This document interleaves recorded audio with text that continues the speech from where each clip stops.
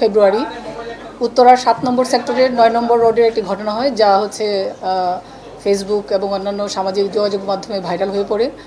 যে ৫ জন উঠতি বয়সী যুবককে, এর মধ্যে দুজনের হাতে রামদা ছিল, তাদেরকে একটা দম্পতিকে আঘাত করতে অবস্থায় দেখা যায়। তো সেই ঘটার সঙ্গে সঙ্গেই হচ্ছে আমাদের পুলিশের একটি টিম ঘটনাস্থলে উপস্থিত হয় এবং রেসপন্স করে। সেখানে অফিসার ইনচার্জ নিজেও কিছুক্ষণ পরে উপস্থিত হন। সেখানে আমরা ঘটনার যে বিবরণটা, সেটা হচ্ছে মেহবুল হাসান এবং পরবর্তীকালে যে মামলাটা হয় সেই মামলার বাদী নাসরিন আক্তার ইপ্তি, ওনারা বাড়ি ফিরছিলেন একটা রিক্সা যোগে। ওনাদের সামনে থাকা একটা রিক্সায় ইতিপূর্বে একটা ঘটনা ঘটে। এই যে বখাটিদেরকে আমরা গ্রেফতার করেছি, তাদের মধ্যে ৩ জন, তারা দুটি মোটরসাইকেল যুগে যাচ্ছিল। তারা প্রচণ্ড শব্দ করছিল।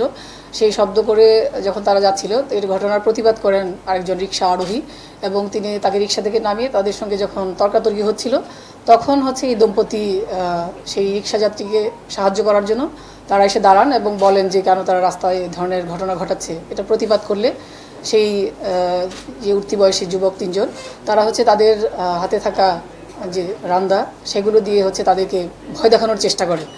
এবং তারা যখন এই ধরনের ঘটনা ঘটায়, তখন অত্যন্ত সাহসিকতার সঙ্গে মেহবুল হাসান তিনি একজনকে ধরে ফেলেন তাদের মধ্যে থাকা। তখন জনগণ এগিয়ে আসে, তাদের চারপাশে জমে থাকা তারাও হচ্ছে আরেকজনকে হাতে হাতে তখন গ্রেফতার করতে সম্ভব হয়, মোবারক হোসেন এবং হচ্ছে রবি রায়কে, এবং তাদের সঙ্গে থাকা একটা মোটরসাইকেলও হচ্ছে আটক করা হয়। সেই যখন তাদেরকে আটক করা হয়, এই অবস্থায় তারা হচ্ছে তাদের একজন হচ্ছে ফোন করে আরও তাদের ২ সহযোগীকে ঘটনাস্থলে ডেকে নিয়ে আসে, এবং হচ্ছে ঘটনাটা যখন ভিন্ন খাতে মোড় নেয়, তখন হচ্ছে তাদের আটকের ফলে এই বাকিরা হচ্ছে পালিয়ে যায়।